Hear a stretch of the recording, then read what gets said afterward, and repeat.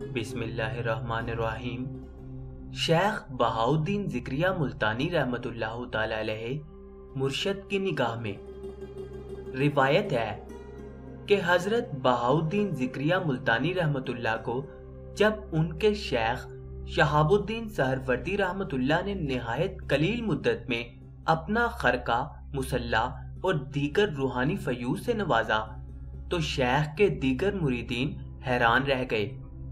شیخ کی موجودگی میں تو کسی کو لب کشائی کی جرت نہ ہو سکی، مگر پس پردہ وہ ایک دوسرے سے شکایتی لہجے میں کہنے لگے، کیسی حیرت کا مقام ہے کہ ہم لوگ برسوں سے حضرت شیخ کے آستانے پر دستے طلب دراز کیے ہوئے کھڑے ہیں، مگر ہمارے ہاتھ اور دامن ابھی تک خالی ہیں۔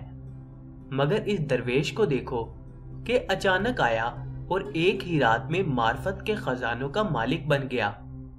اس نے کوئی ریاضت کی اور نہ شیخ نے اسے کسی مشقت میں ڈالا، پھر سب کچھ کیسے ہو گیا؟ بظاہر حضرت شیخ شہاب الدین سہروردی رحمت اللہ کے مریدوں کا لہجہ محتاط تھا، مگر در پردہ سب کے سب یہی کہنا چاہتے تھے کہ حضرت شیخ بہاؤالدین ذکریہ ملتانی رحمت اللہ خرقہ خلافت کے حقدار نہیں تھے، اور پیر و مرشد کی یہ عنایت منصفانہ نہیں ہے۔ صبح حضرت شیخ شہاب الدین سہروردی رحمت اللہ کو اس واقعے کی اطلاع ہوئی تو آپ رحمت اللہ نے تمام مریدان خاص کو اپنے حجرہ مبارک میں طلب کیا، پھر ایک خادم کو چند کبوتر لانے کا حکم دیا۔ جب کبوتر آ گئے تو حضرت شیخ رحمت اللہ نے وہ سارے پرندے اپنے مریدوں میں تقسیم کر دیے اور خرقہ خلافت کے دعوے داروں کو مخاطب کرتے ہوئے فرمایا، پہلے تم لوگ ان کبوتروں کو ایسی جگہ ذبح کرو جہاں تمہیں دیکھنے والا کوئی نہ ہو، پھر میرے پاس آؤ۔ تمام مرید کبوتر لے کر چلے گئے۔ ان مریدوں میں حضرت بہاؤالدین ذکریہ ملتانی رحمت اللہ بھی شامل تھے۔ کچھ دیر بعد تمام مریدوں نے گوشہ تنہائی تلاش کر کے پیر و مرشد کی ہدایت کے مطابق کبوتروں کو ذبح کر ڈالا اور حضرت شیخ رحمت اللہ کی خدمت میں حاضر ہو گئے۔ تاہم ذکریہ ملتانی رحمت اللہ نہ آئے۔ خدام شدید حیرت کے عالم میں ایک دوسرے کا منہ دیکھ رہے تھے اور ان کی آنکھیں حضرت بہاؤالدین ذکریہ ملتانی رحمت اللہ کو ڈھونڈ رہی تھیں، جو ابھی تک پیر و مرشد کی خدمت میں حاضر نہیں ہوئے تھے۔ حضرت شیخ شہاب الدین عمر سہروردی رحمت اللہ کو بھی اپنے خلیفہ اکبر کا انتظار تھا۔ آخر حضرت بہاؤالدین ذکریہ ملتانی رحمت اللہ اس حالت میں تشریف لائے کہ آپ رحمت اللہ کے ہاتھ میں زندہ کبوتر موجود تھا۔ یہ منظر دیکھ کر حضرت شیخ شہاب الدین سہروردی رحمت اللہ کے تمام مرید بہت خوش ہوئے اور دل ہی دل میں کہنے لگے، یہ مرید جسے خلافت کبریٰ حاصل ہو گئی ہے کوئی نادان شخص ہے کہ کبوتر کو ذبح کیے بغیر چلا آیا۔ اب یہ پیر و مرشد کے غضب سے محفوظ نہیں رہے گا، اور جو دولت عظمیٰ اسے کسی مشقت کے بغیر راتوں رات حاصل ہو گئی ہے یکایک سلب ہو جائے گی۔ ابھی حضرت شہاب الدین سہروردی رحمت اللہ کے مریدان خاص یہ سوچ ہی رہے تھے کہ حضرت شیخ رحمت اللہ ان سے مخاطب ہوئے، تم لوگوں نے میری ہدایت کے مطابق ان پرندوں کو ذبح کیا ہے۔ شیخ محترم، اس میں کیا شک ہے؟ تمام مریدان خاص نے بیک زبان عرض کیا، ہم تو پیر و مرشد کی نافرمانی کا تصور بھی نہیں کر سکتے۔ حضرت شیخ شہاب الدین سہروردی رحمت اللہ نے اپنے مریدان خاص کا جواب سنا اور پھر آپ رحمت اللہ حضرت بہاؤالدین ذکریہ ملتانی رحمت اللہ سے مخاطب ہوئے، بہاؤالدین، تم نے اس کبوتر کو ذبح کیوں نہیں کیا؟ سیدی، اس حقیر و عاجز کو کوئی گوشہ تنہائی نہ مل سکا، پھر یہ غلام کس طرح پیر و مرشد کے حکم پر عمل پیرا ہوتا؟ حضرت بہاؤالدین ذکریہ ملتانی رحمت اللہ نے نہایت عاجزانہ لہجے میں عرض کیا، اور تم بہت دیر سے بھی آئے۔ شیخ کے سوال کے جواب میں حضرت بہاؤالدین ذکریہ ملتانی رحمت اللہ نے عرض کیا، اگر یہ غلام ساری زندگی جستجو میں گزار کے آتا تب بھی اس عاجز کا یہی جواب ہوتا، پوری کائنات میں کہیں کوئی گوشہ تنہائی موجود نہیں ہے۔ یہ حقیر جہاں بھی گیا حق تعالیٰ کو حاضر و ناظر پایا۔ تم نے سچ کہا بہاؤدین۔ حضرت شیخ شہاب الدین سہروردی رحمت اللہ کا لہجہ نہایت پرجوش تھا۔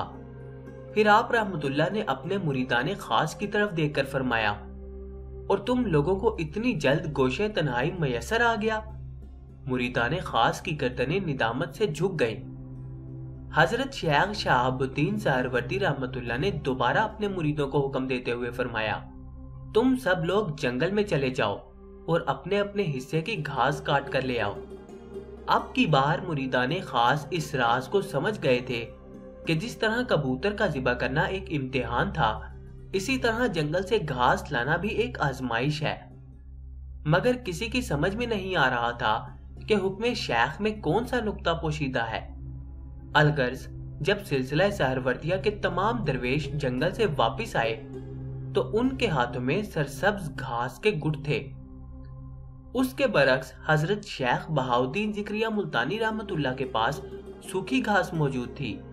حضرت شیخ شہاب الدین سہروردی رحمت اللہ نے اپنے دوسرے مریدوں سے پوچھا، تم یہ ہری بھری گھاس کیوں لائے؟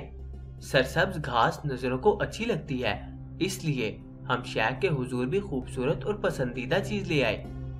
تمام مریدوں کا کم و بیش ایک ہی جواب تھا، اور بہاؤدین تم یہ خشک گھاس کس لیے اٹھا لائے؟ آخر میں حضرت شیخ شہاب الدین سہروردی رحمت اللہ نے اپنے خلیفہ اکبر سے دریافت کیا، سیدی جنگل میں سبز گھاس کی تو کمی نہیں تھی، مگر میں جہاں بھی گیا اسے یاد الہہ میں مصروف پایا۔ حضرت شیخ بہاؤدین ذکریہ ملتانی رحمت اللہ نے عرض کیا، مجھے اچھا نہیں لگا کہ اسے یاد الہہ سے محروم کر دوں۔ خشک گھاس چونکہ ذکر الہہ سے فارغ تھی، اس لیے اسے کاٹ کر پیر و مرشد کی خدمت عالیہ میں پیش کر دیا۔ اپنے خلیفہ اکبر کا جواب سن کر حضرت شیخ شہاب الدین سہروردی رحمت اللہ نے تبسم فرمایا اور پھر دوسرے مریدوں سے مخاطب ہوئے، اب تم لوگوں کی سمجھ میں آیا کہ بہاؤدین کو خلافت کبریٰ کیوں دی گئی ہے؟ تمام مرید حیران و پریشان تھے۔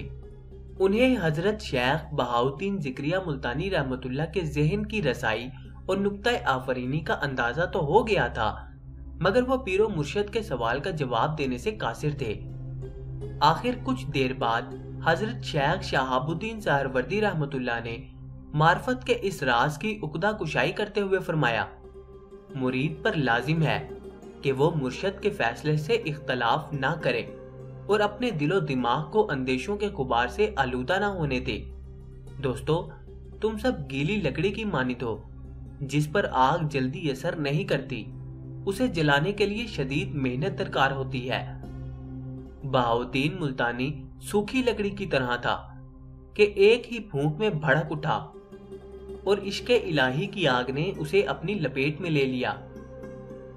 حضرت شیخ شہاب الدین سہروردی رحمت اللہ کے وہ تمام مرید جو پیر و مرشد کے فیصلے پر معترض تھے اور حضرت بہاؤدین ذکریہ ملتانی کو خلافت کبریٰ کا مستحق نہیں سمجھتے تھے، نادم و شرمسار نظر آنے لگے۔ حق بحق دار رسید حضرت شیخ شہاب الدین سہروردی رحمت اللہ نے اپنے مریدوں کو مخاطب کرتے ہوئے فرمایا، دنیا میں کوئی کام توفیق الہہ کے بغیر نہیں ہوتا، اور مشیت الہہ یہ ہے کہ بہاؤدین ذکریہ ملتانی رحمت اللہ میرا خلیفہ اکبر ہے۔ جو اس کی طرف سے اپنے دل کو صاف رکھے گا، اسے دونوں جہانوں کی سعادتیں اور برکتیں حاصل ہوں گی۔ جو اپنے دل و دماغ کو شک اور حسد کے غبار سے آلودہ کرے گا، وہ کسی کا کچھ نہیں بگاڑے گا، صرف اپنی دنیا اور آخرت سے ایک خطرناک کھیل کھیلے گا۔ یہ مریدوں کے لیے تنبیہ بھی تھی اور ہدایت بھی۔ آخر انسانی نفس پر چھائی ہوئی کدورت ختم ہو گئی اور ان سب کو اعتراف کرنا پڑا کہ مرشد کی نظر نظر ہوتی ہے، اس نظر کی گہرائی تک عام مرید نہیں پہنچ سکتا۔